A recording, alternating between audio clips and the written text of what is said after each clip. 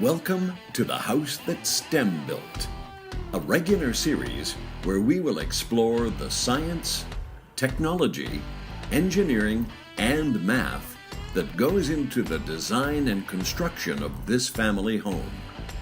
This is the House That STEM Built.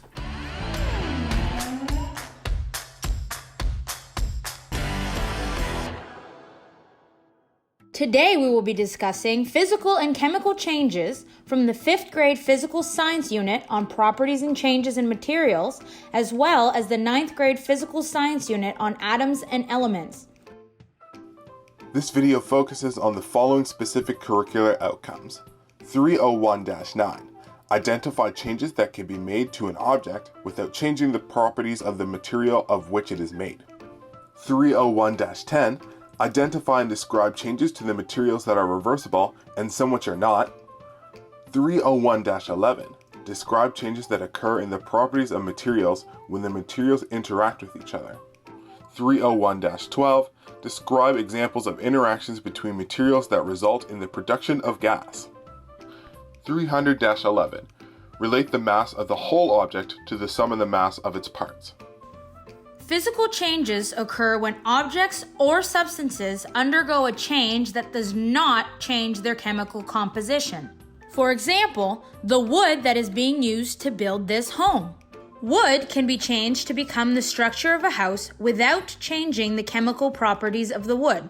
For instance, the wood framing of the house and the kitchen cabinets both started out as pieces of raw lumber that had been cut from the trunks of large trees. The carpenters and cabinet makers then cut the lumber down to specific sizes and shapes for their final uses. Another characteristic of a physical change is that it is semi-irreversible. For example, cutting the wood for the door frames is irreversible where the wood can never go back to its original state. However, the wood can be nailed or glued back together to make other things. Many aspects of building a house involve physical changes. In theory, we could take this house apart, nail by nail, and a majority of it would consist of the same physical properties as it did before it was used to build this home. However, some chemical changes or chemical reactions are needed to build this home. A chemical reaction involves combining different substances. A chemical reaction produces a new substance with new and different physical and chemical properties. Think of the concrete used to build the foundation for this home.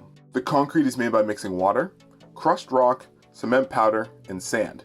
This process is irreversible since once these ingredients are mixed, a chemical reaction occurs and they can never go back to their original properties.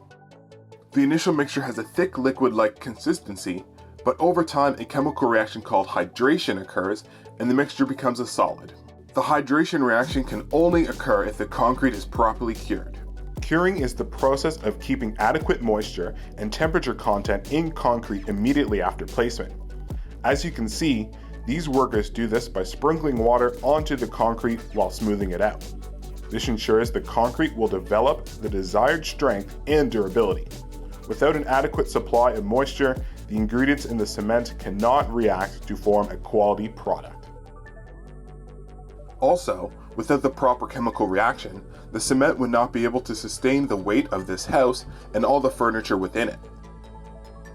The Mactaquac Hydroelectric Dam on the St. John River in New Brunswick is a good example of what can happen when the wrong ingredients are mixed to create a chemical reaction in concrete.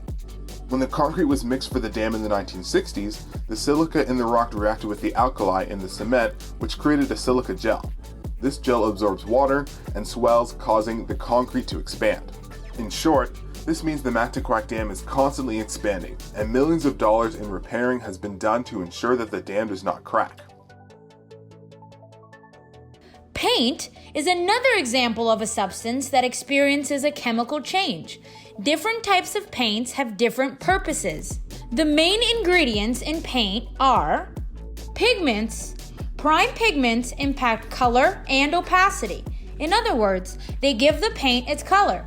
For example, titanium dioxide is used to create bright white paints, while iron oxide is used to make yellow, red, brown, or orange paint. Binder, also called resin, is used to hold the pigment in place. Without the binder, the paint would not be able to stick to the wall. Solvent, or sometimes called thinner. With just the binder and pigment, the paint becomes gloopy, which makes it hard to spread. Therefore, a solvent is added to make the paint easier to spread. This is why solvents are sometimes called thinners. As the paint dries, the solvent evaporates into the air, leaving the dry paint underneath. When you walk into a room that has a paint smell to it, that smell is the solvent evaporating into the air. The finish that the paint has depends on the type of binder used. Paints are formulated according to their proposed use: undercoat, primer, and special finishes such as matte, gloss, heat-resistant, anti-corrosion, among others. For example, the 3 most common types of binders all give the paint a different finish. Acrylic polymers are used for ceiling and wall paints and some industrial paints.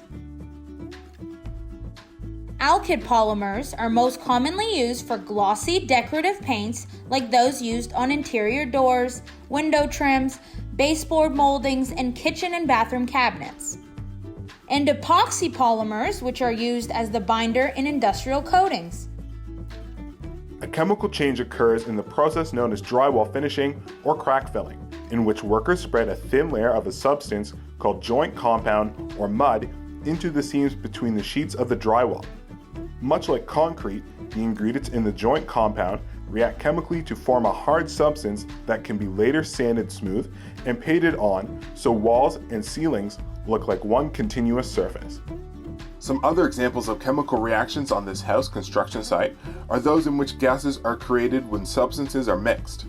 For example, when the wood burns in a wood-burning fire, carbon, oxygen, and hydrogen react to produce carbon dioxide that is released into the atmosphere. Another example is the chemical reaction that allows these construction trucks to run.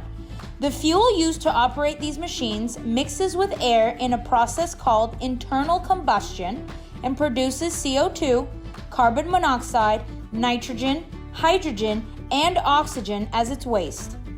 Once the house is complete, the mass of the whole house is the sum of the masses of its parts.